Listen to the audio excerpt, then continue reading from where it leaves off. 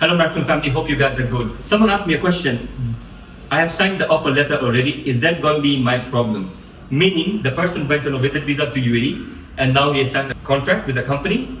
And his question was that if he goes into overstay, who will be responsible? If you have signed a contract with a company and you go into overstay, it's your passport, so it's you to go into overstay. The companies will never take that blame. You see, when you sign a contract with a company, it's not that the company will start working on your visa the very next day.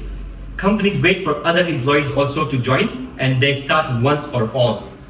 So don't think that you have signed the contract, now the company started your process. No. The company might be looking for drivers, the company might be looking for accountants, other employees, and when they finally get the employees they're looking for, that's the time they'll start working on your visas. So please don't sit and relax that now the company started the process because you have signed the contract.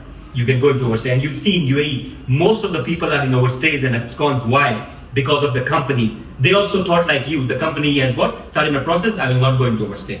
No, you will not go into overstay only if you have your e-visa and your status has been changed. So do you have your e-visa with you and you have your status changed? No, that means you can go into overstay. And you'll be the ones to pay those fines and pay your absconds. I've also mentioned before, when you sign a contract with a company, you need to show from that day, you have 30 to 40 days on your visit visa to be remaining.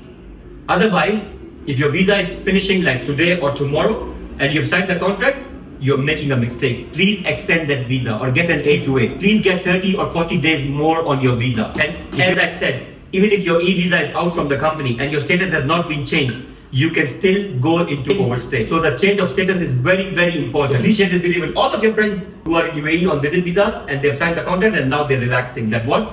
I'm okay. No, you're not okay if you don't have the status changed in your hand. That's it. See you in the next video. Till then, much love, peace, and as I always say, God bless Africa. One love.